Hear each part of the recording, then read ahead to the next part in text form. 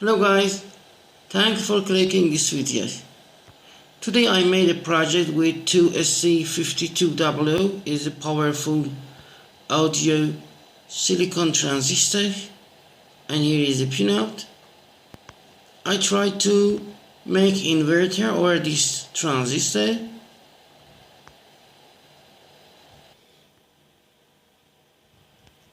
Here is 555, making around 1 kilohertz.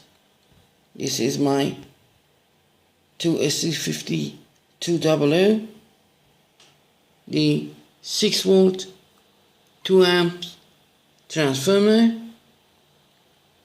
and the 8.7 volt battery. As soon as I'm connecting the power, this sound is the transformer sound.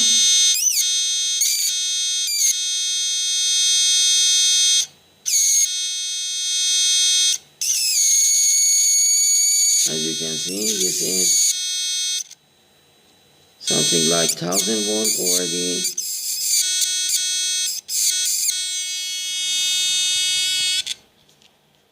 5200. This is super powerful transformer, and is